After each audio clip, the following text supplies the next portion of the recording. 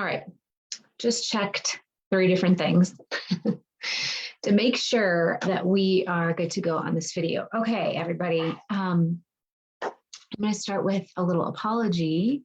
As many of you heard on my last video, my family and I do live in Boulder, Colorado, and many of you know that Boulder was just devastated by some very destructive wildfires that sort of ravished through our closest towns, Superior and Louisville.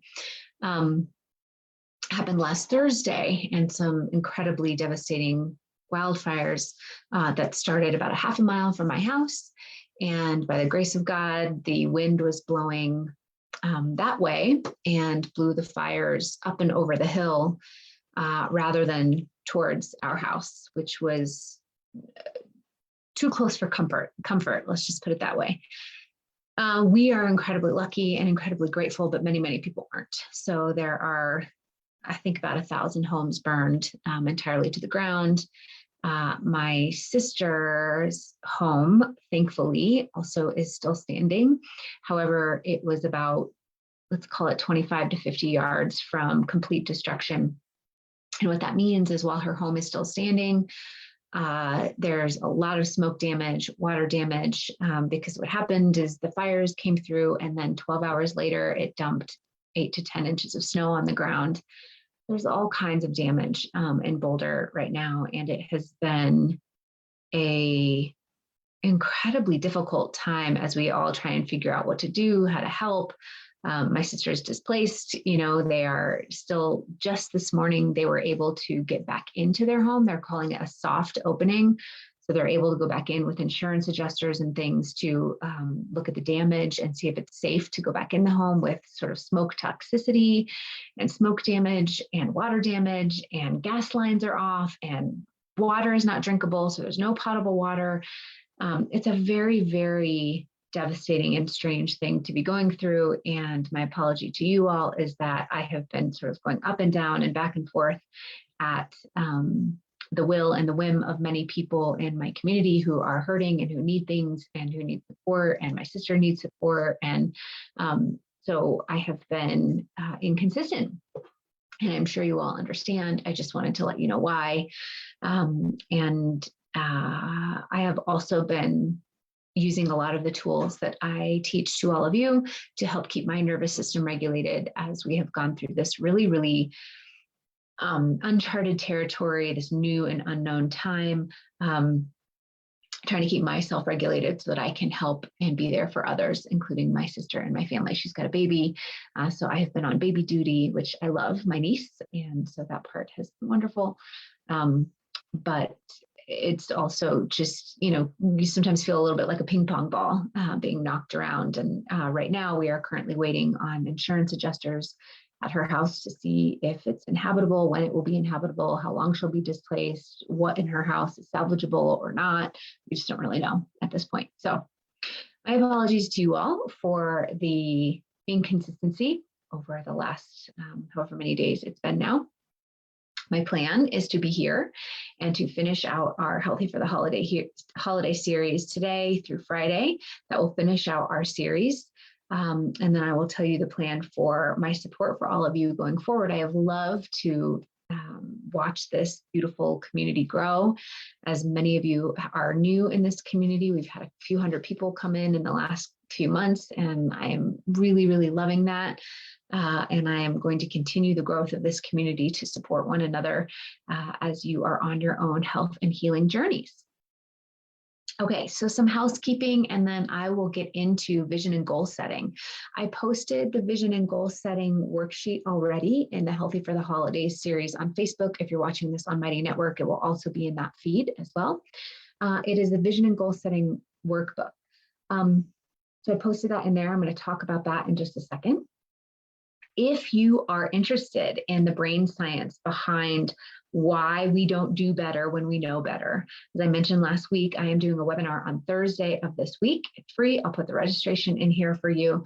to sign up, and I will teach you why we don't do better even when we know better. And this is really timely for those of us who are doing vision and goal setting for the new year. It's a long webinar. It'll be about an hour or so, which is why I'm doing registration and things like that rather than just a quick, 15, 20-minute video clip here for you all. So you'll have the link in there to sign up for that. Many of you have already joined the shift for January. I'm so excited for this group. I can't even tell you. So many great people are coming into this program for this round. It is still waitlist only. After the webinar on Thursday, I will open it up to the public. So waitlist only, you get a couple of bonuses and extra things with me, and you are sure to get your spot before it fills up. We are more than halfway full at this point, and I have not announced it anywhere but to the wait list. So the wait list has the opportunity to get in the doors. Many of you already have. That's fantastic. I will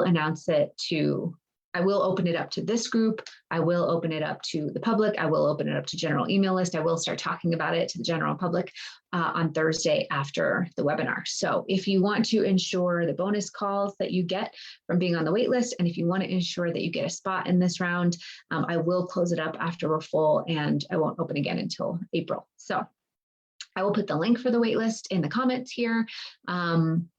If you are just joining the waitlist, an email went out this morning to sign up again. And I need to look at when our next email goes out. But if I see some people come through on the waitlist today, I will make sure that you get today's email, which has the link to sign up for the shift if you want. Details of that, the shift starts on Saturday the 15th, which just means your first module of content is open on Saturday. And then on Thursdays are when we do our live calls for the shift. So in just over a week, we start this new group, which I'm super, super excited about. So I'll put the waitlist in there. I'll put the link to register for the free webinar on Thursday in there if you just want some more cool information. What else? You have the vision and goal setting worksheet that's already up for you. I think that's it for housekeeping. Oh, that's right.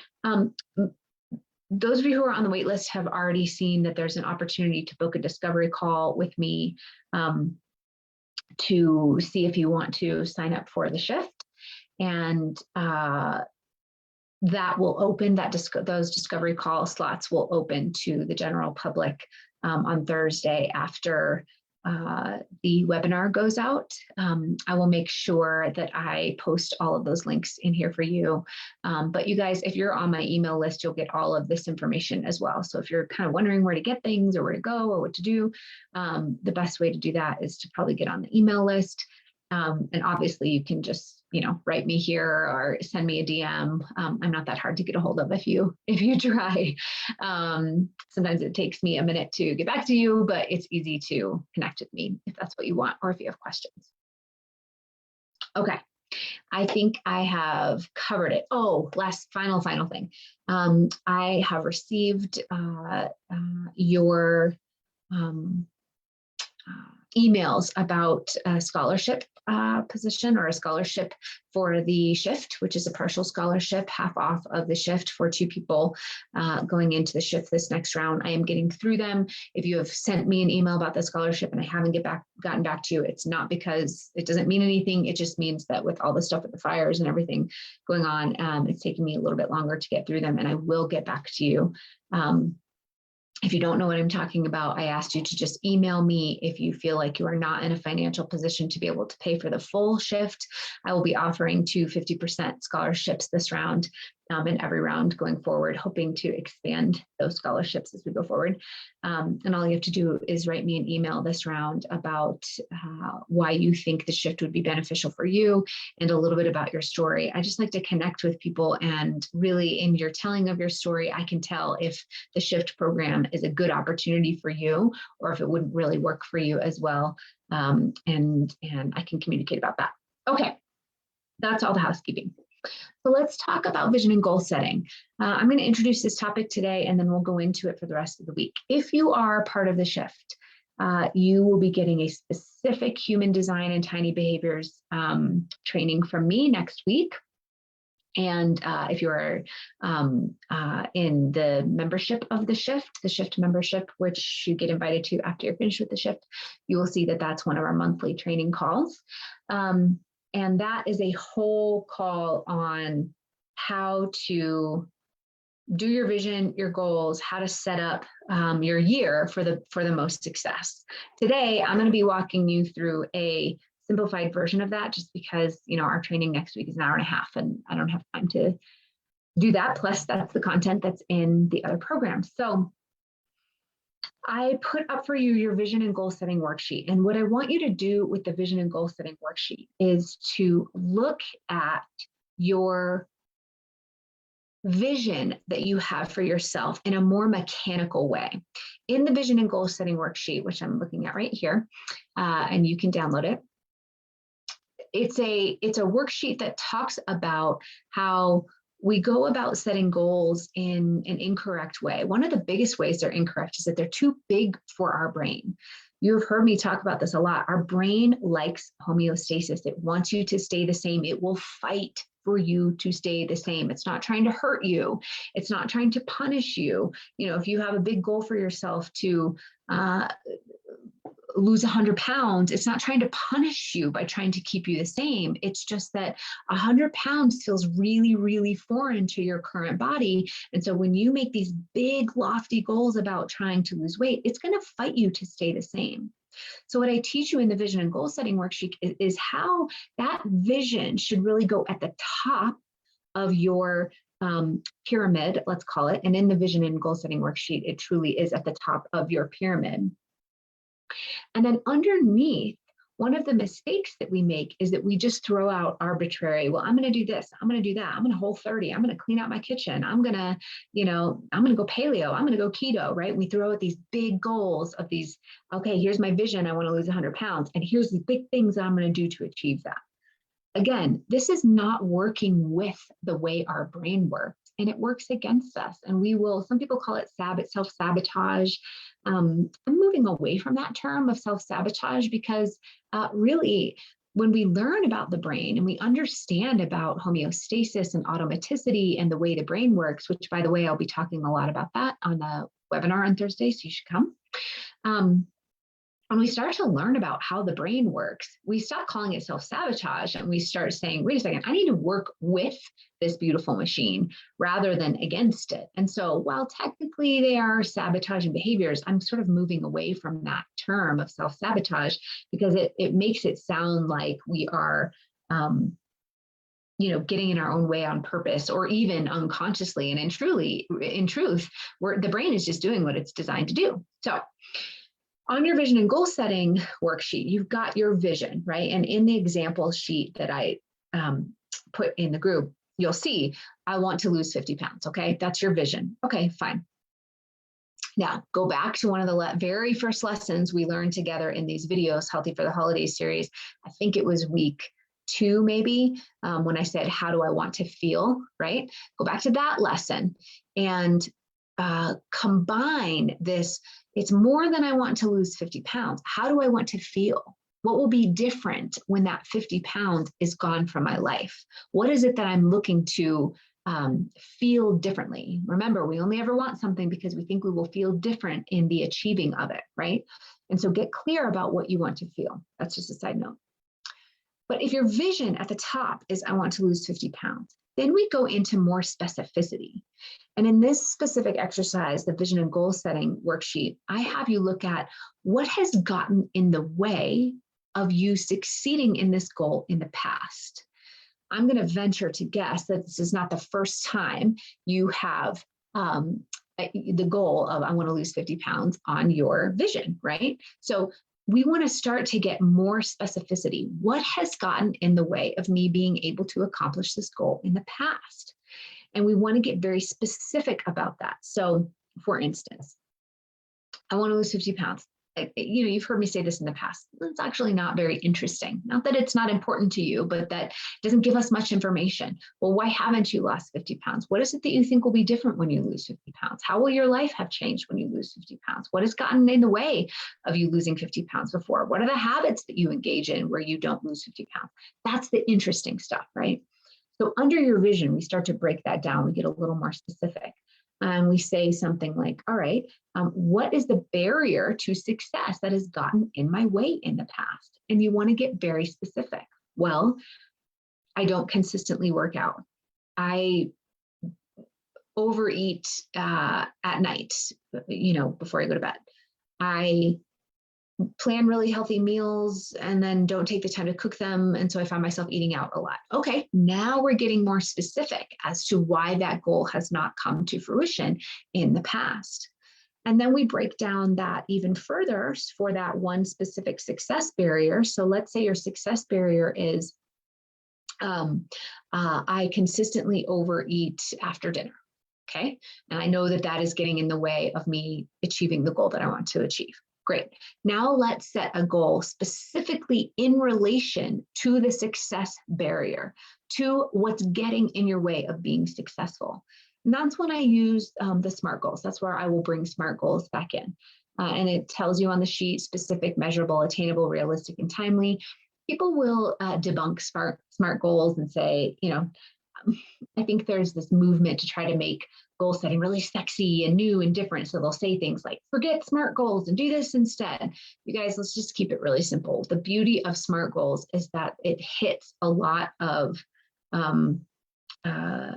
the necessary criteria in order to make a goal achievable for you. So it's very specific.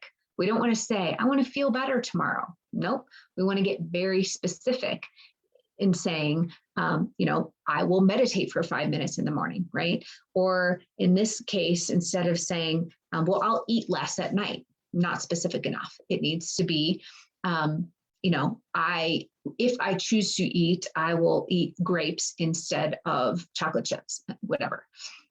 Very specific. Is it measurable? Can I measure whether I did it or not? You can't measure, I'm happier than I was yesterday. It's too subjective. Is it measurable? Specific, measurable. Is it attainable? Is it realistic? And is it timely, right?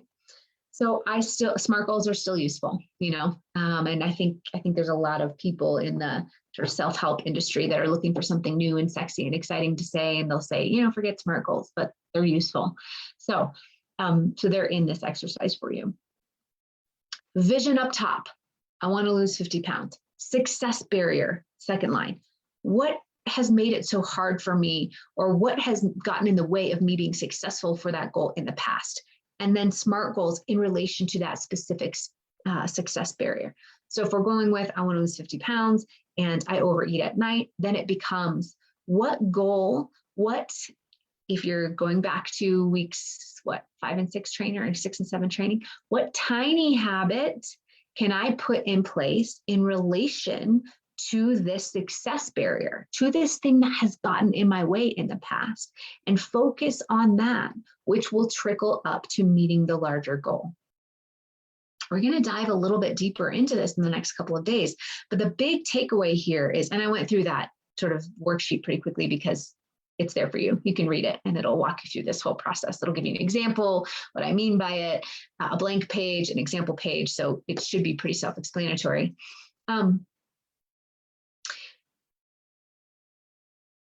The mistake that we make when we move into sort of visioning and goal setting for the new year is that we have these big, beautiful goals, and we should have big, beautiful goals. If anybody has worked with me in depth in any of my programs, you know that I believe that you create your own reality. You can have whatever you want. So I'm not taking away your big, beautiful goals. But what I am saying is that we have to understand the role of the brain in why we are not achieving those goals. Come to the webinar on Thursday. I'll explain this in more detail scientifically. But for today, the brain likes homeostasis. We're shooting ourselves in the foot if you just write your goal of, I want to lose 50 pounds this year. This is the year I'm going to lose 50 pounds. This is the year I'm going to cut out all carbs. This is the year I'm going to eliminate sugar. This is the year of that. It's just not that useful to you because your brain is constantly fighting you not to change very much. So if your goal is over here and you're sitting over here, right? Like, let's say your goal is, I want to run a marathon and you've never walked more than a mile. Great, have that big goal. But we have to bridge the gap of discomfort where the brain goes, a marathon? What? No, that's not who we are. Erase that, right? We have to bridge that gap. by breaking things down into smaller bite-sized manageable chunks that are very specific, where we have the ability to track whether or not we've done it, or we have the ability to look at progress, where that progress is not so overwhelming to the brain that it's going to set up roadblocks for us to not do it. Go back to weeks, gosh, what weeks did we do Tiny Habits, 6 and 7, where I explained the ability chain, right? The links in the ability chain, why we're pushed below the action line for our vectors: time, physical effort, mental effort, routine, and money, right? If you don't know what I'm talking about, go back to some of the Healthy for the Holiday series videos in, oh gosh, I wish I could remember what weeks they were, the Tiny Habits weeks. The Tiny Habits weeks, I talked a lot about, Tiny Habits weeks, I talked a lot about action and whether or not we get pushed above or below the action line, right? Let me wrap this up by saying your vision and goal setting worksheet is there for you. Take a look at it. Work backwards into your vision. Vision on top. Why have I been unsuccessful in my vision in the past? How am I going to create specific goals in relation to those pieces where I have been unsuccessful in the past, right? So we take the barriers to success and we turn them into, what can I do differently within these barriers?